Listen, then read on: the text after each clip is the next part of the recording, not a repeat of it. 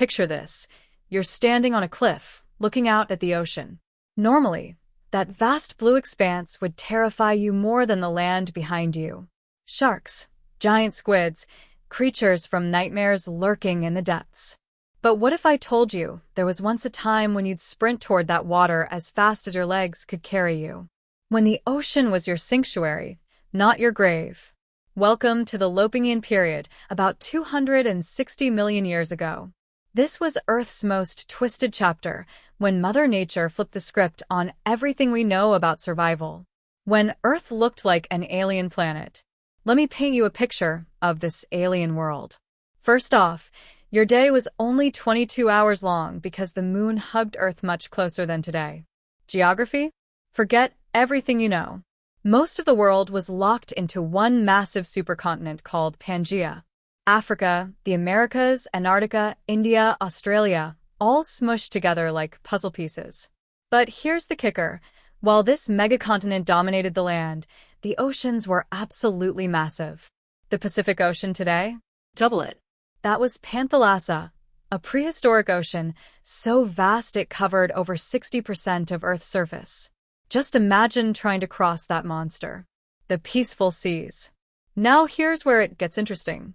These enormous oceans should have been crawling with nightmares, right? Wrong. The Lopingian seas were surprisingly boring. Sure, there were sharks, but nothing like the monsters we imagine. The famous helicoprion with its bizarre buzzsaw mouth? Already extinct by this time. The biggest shark you'd encounter was maybe 6 feet long, about the size of a leopard shark. Hardly terrifying. Sea scorpions, those armored arthropod giants that once ruled the waves, were on their last legs. Only a couple of small, pathetic species remained. The Capetanian mass extinction had swept through the oceans just 2 million years earlier, and marine life was still picking up the pieces. Trilobites? A few stragglers. Giant predatory fish? Nope. Massive marine reptiles? Not yet. The oceans were like a post-apocalyptic wasteland, but in the best possible way for anyone seeking refuge. Meanwhile, on land, while the oceans recovered from their beating, life on land decided to get creative. And by creative, I mean absolutely terrifying. The old rulers, the Dinocephalians, had been wiped out, leaving the door wide open for new nightmares to evolve.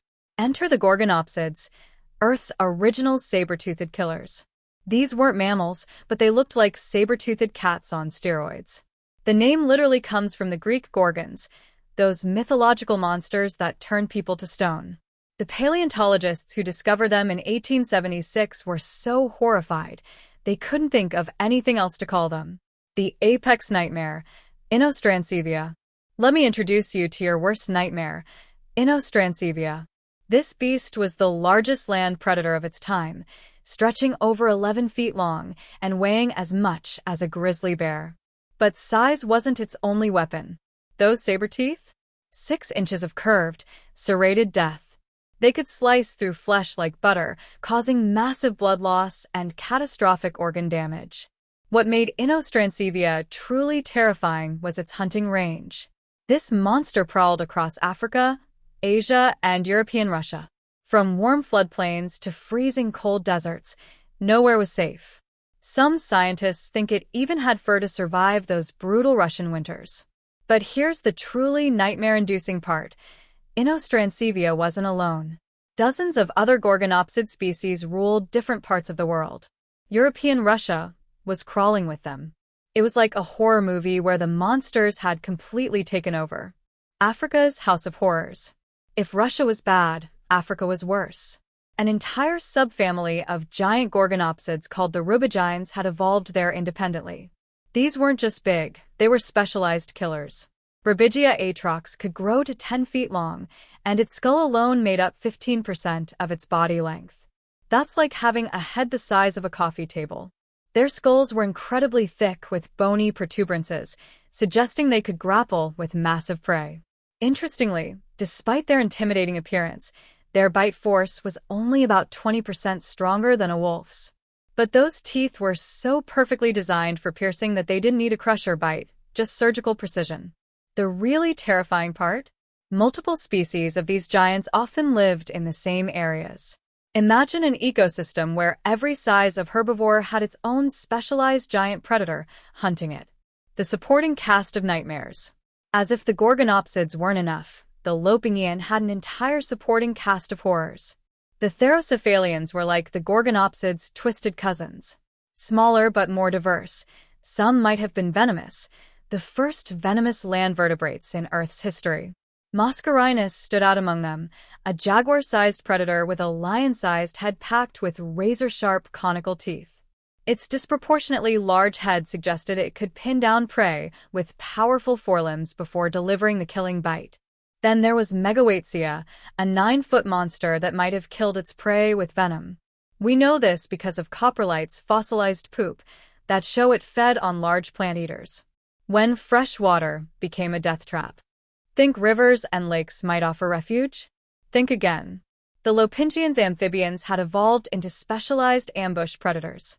The Uranosentodon was a 13-foot salamander-like monster lurking in South African waters.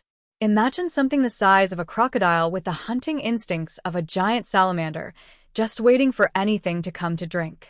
The herbivores' survival strategies. With all these predators around, how did plant eaters survive? They got creative. Some, like Lystrosaurus, developed powerful digging abilities and lived in deep burrows. Others, like the Periosaurs, became living tanks. Scutosaurus weighed over a ton and was covered in armor plating with spikes adorning its skull. The one silver lining. At least you didn't have to worry about the skies. Unlike the later age of dinosaurs with its giant flying reptiles, the Lopingian skies were relatively peaceful. The largest flying animals were gliding reptiles about the size of big bats. After the Carboniferous rainforest collapse, most flying insects had shrunk to manageable sizes. Mother Nature's final act. But even this hellish world was just the warm-up act. The Lopingian was building toward the greatest catastrophe in Earth's history, the Great Dying. Around 252 million years ago, the Siberian traps erupted with volcanic fury unlike anything humans have ever witnessed. These weren't ordinary volcanoes. They created lava flows a kilometer thick and spewed enough gas to heat the planet to Death Valley temperatures year-round. Oxygen levels plummeted, the ozone layer was shredded, and UV radiation increased by over 5,000% in some areas. When the dust settled, 83% of all species were gone. It makes the asteroid that killed the dinosaurs look like a firecracker. And here's the twisted irony. While life on land was being incinerated, the oceans, despite their own massive die-offs, offered slightly better odds of survival. The water temperature rose to jacuzzi levels, but at least you wouldn't immediately burst into flames. The lesson. The Lopingian teaches us something profound about our planet's history. For almost the entire story of complex life, the rule has been simple. Fear the water more than the land. But for this brief, terrifying window of time, that rule was completely reversed. It shows us how quickly and dramatically life can change, how evolution fills every available niche, and sometimes creates monsters beyond our wildest nightmares.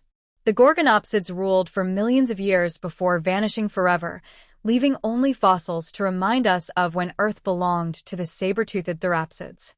Next time you look at the ocean and feel that primal fear, remember the Lopingian. Remember when the water was the safest place on a planet ruled by monsters. It puts our modern world into perspective. Even with great whites and giant squids, we're living in the ocean's gentle era. The Lopingian reminds us that in the story of life on Earth, the only constant is change. Today's rules don't apply to yesterday's world, and tomorrow's world might play by completely different rules altogether.